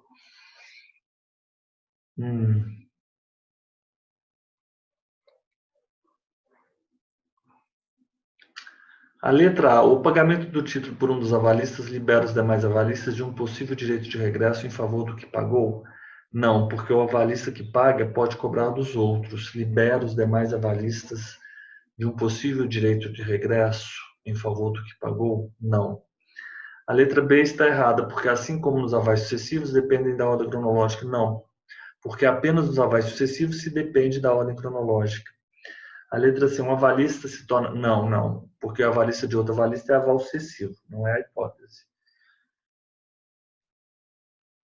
O pagamento do título por um dos avalistas não libera o devedor principal do direito de regresso em favor do que pagou. Ah, sim.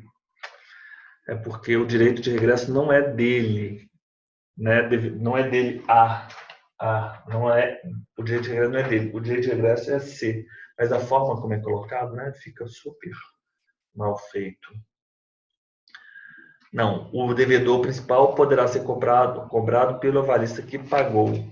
Não, ele não é liberado, não libera o devedor principal. Então, não libera, não se tem liberado o devedor principal, né? Na verdade, o direito de regresso não é dele, na verdade, o direito de regresso é do avalista, né? O pagamento de um título do avalista não libera o avalista, né, do direito de regresso contra o devedor principal. Acho que a melhor forma, a forma mais correta na língua portuguesa seria essa forma, né? O cheque, em princípio, admite a posição de visto pelo sacado, aval e endosso. Então, aval e endosso, e aqui nós temos, vamos aqui na nossa lei do cheque. Então, já estou aqui com a lei do cheque. Artigo 7º, parágrafo 1º. Artigo 7º.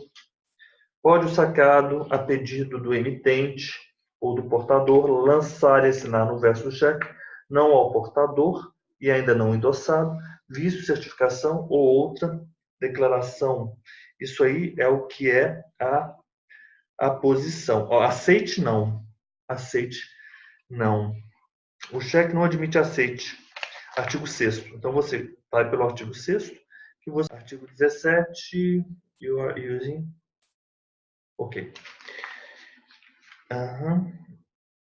Artigo 17 e artigo 29. O pagamento do cheque pode ser garantido no todo em parte por aval prestado por terceiro, exceto sacado ou mesmo por signatário do título. Nós já fizemos uma questão sobre isso. Então, ok. 28. O protesto comum da duplicata é tirado da praça de pagamento constante do título. Artigo 13, parágrafo 3º da lei de duplicatas. Vamos lá. Artigo 13, parágrafo 3º.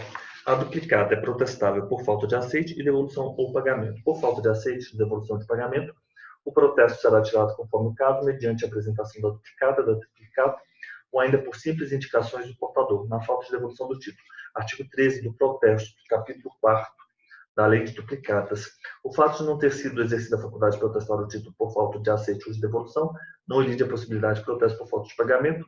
O protesto será tirado na praça de pagamento constante do título.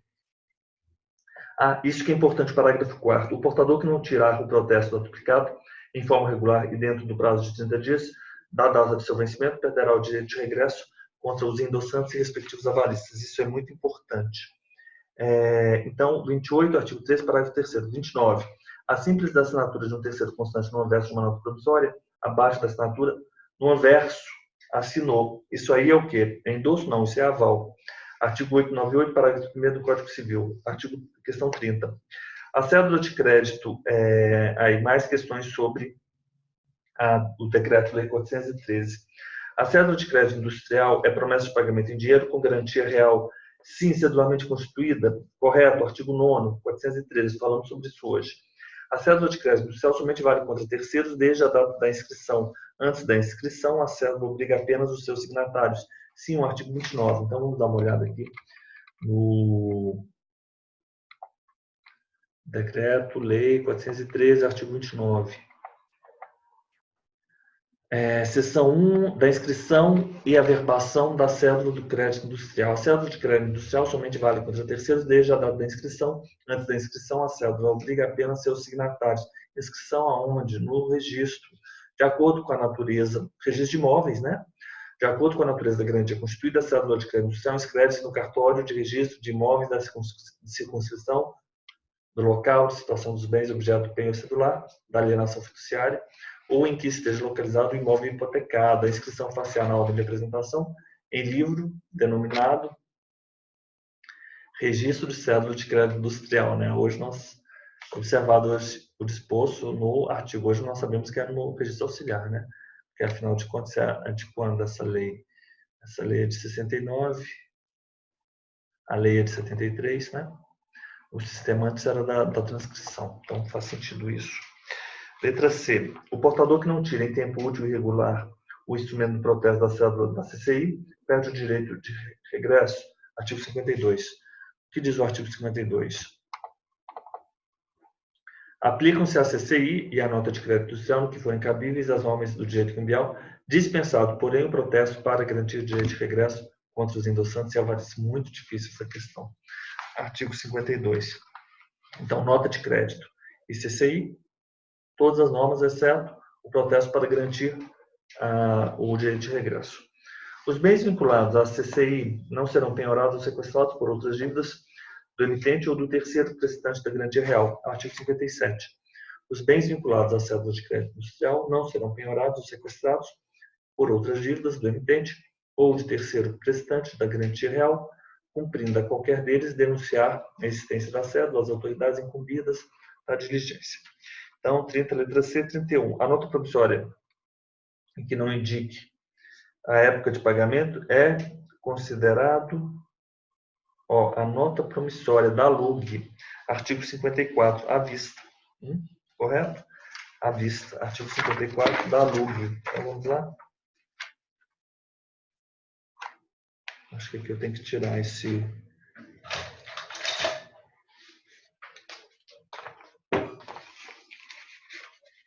Artigo 54 da LUG. Acho que aqui eu tenho que grampear melhor.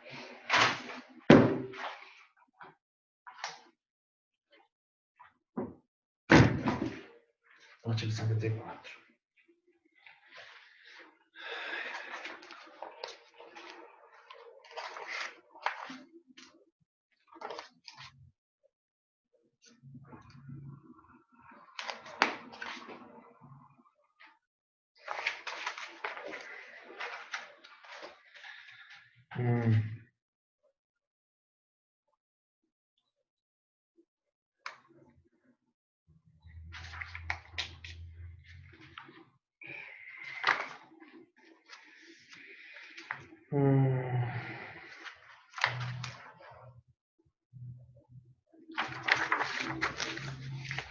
A nota promissória em que se não indique a época do pagamento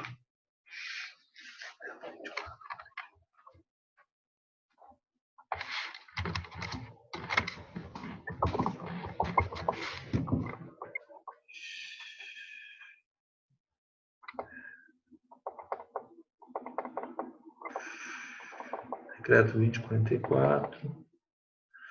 Nota promissória. Artigo 54 do decreto-lei, esse decreto, que é o decreto número 2044 de 1908. É a Lei Saraiva. É a Lei Saraiva. Mas tudo bem, a gente sabe disso. 54. Não será nota promissória, o escrito é facultado. Será pagável à vista a nota promissória que não indicar a época do vencimento. Aqui eu não vou, eu tenho aqui na Lei Saraiva, mas enfim, provavelmente consta essa disposição aqui também na LUG. À vista, nota promissória que não indica a época de pagamento é considerada à vista, ok. 32. A indicação alternativa do lugar de pagamento da nota promissória, nós também temos outra questão aí da Lei Saraiva, né? Parágrafo 1º. Presume-se ter o portador o mandato para inserir a data e o lugar da emissão da nota promissória que não contiver esses requisitos. Ok. Será pagável à vista a nota promissória que não indicar a época do vencimento. Será pagável no domicílio do emitente a nota promissória que não indicar o lugar do pagamento. É facultada a indicação alternativa de lugar de pagamento, tendo o portador direito de opção. A indicação alternativa de lugar de pagamento da nota promissória é facultada, tendo o portador direito de opção. Muito difícil essa questão. 32A. 32A é facultada, é o parágrafo 2º do artigo 54. Eu estou tendo como fundamento aqui o decreto 2044 de 1908.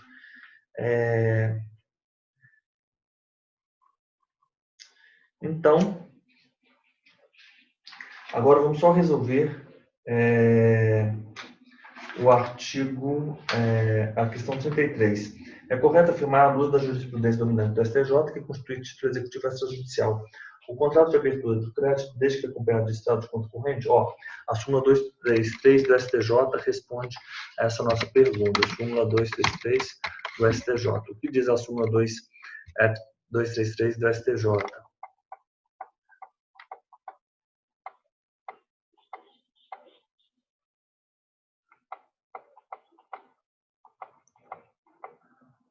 O contrato de abertura de crédito, ainda que acompanhado de extrato de conta corrente, não é título executivo. Constitui título executivo? Não. O contrato de abertura de crédito não constitui título executivo. Nota promissória vinculada ao contrato de abertura de crédito é a súmula 258. Também não. É a súmula 258. Nota promissória também é a 258. Súmula 258. A nota promissória vinculada ao contrato de abertura de crédito não goza de autonomia em razão da liquidez do título que a originou. Ok. Nós sabemos que a nota promissória. O contrato de cheque especial, súmula 233 e 247. Também não. Não é tipo 233 do STJ. O contrato de abertura de crédito, ainda que acompanhado de extrato de conta corrente, não é título executivo, né? Não é título executivo. O instrumento de confissão de dívida, ainda que originário do contrato de abertura de crédito, é a súmula 300. Isso aqui é a súmula 300 da STJ. O instrumento de confissão de dívida, ainda que originário de contrato de abertura de crédito, constitui título executivo extrajudicial. Ok? Então, 33 com fundamento nas súmulas 247. Só vou verificar essa súmula aqui, 247. Súmula 247. O contrato de abertura de crédito em conta corrente, acompanhado do demonstrativo de débito, constitui documento hábil para o ajuizamento da ação monitória. O contrato de abertura de crédito em conta corrente, acompanhado do demonstrativo de débito, é hábil para o ajuizamento da monitória. 34. É correto afirmar que o cancelamento do protesto após quitação do débito cancela. Quem promove o cancelamento do protesto é o devedor. É o devedor que se dirige, ele paga os emolumentos ao tabelião, e o tabelião vai devolver esses emolumentos, vai pôr à disposição do credor, né? Correto? Porque houve antecipação. Então, nós resolvemos aí 34 exercícios. Vamos só resolver essa 35ª questão. Quanto à cédula de produto rural. As disposições dessa cédula estão previstas numa lei, que é a Lei 8929 de 94. Lei 8929, vamos lá. Lei 8929. Lei 8929. São essas as regras. Essa lei é extremamente importante, cédula de produto rural. Fica instituída a cédula de produto rural, representativa de promessa de entrega de produtos rurais, com ou sem garantia cedularmente constituída.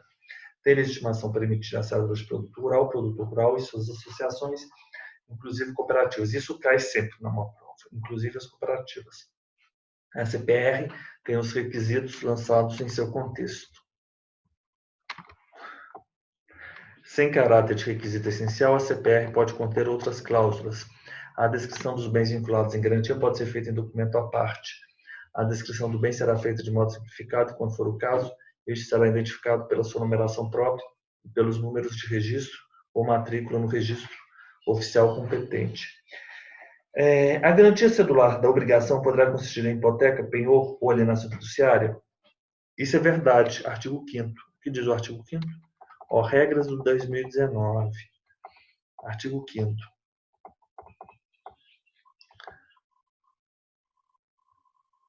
Artigo 5º, CPR, muita alteração aqui em 2019.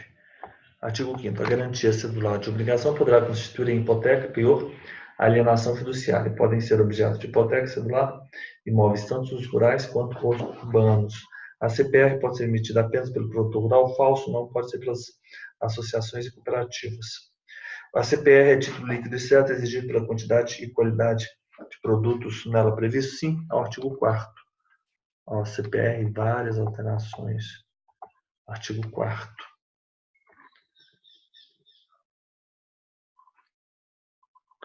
A CPR é título líquido e certo exigível pela quantidade e qualidade de produto nela previsto. O cumprimento parcial da obrigação de entrega será anotado sucessivamente no verso da cédula.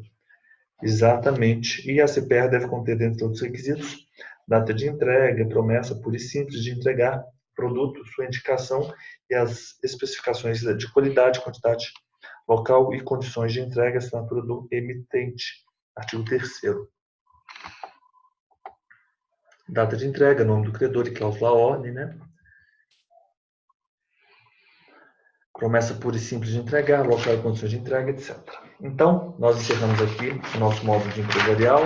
Hoje nós iniciamos aí o nosso módulo de administrativo e nós vamos ter, então, nosso módulo de administrativo e nosso módulo de constitucional. Então, recomendo aí para acompanhar as aulas do direito empresarial e as regras, né, previstas na 5474 e na lei do cheque, que é a 7357, e os senhores já estarão aí, mais as disposições previstas aqui no Código Civil, a partir do artigo 887 ao artigo 926. E os senhores já estarão bem fundamentados, né, para uma excelente prova de títulos de crédito. Então, muito obrigado e nos vemos agora já na nossa próxima aula, que vamos iniciar a resolução de exercícios de direito administrativo. Então, muito obrigado. Até mais. Tchau.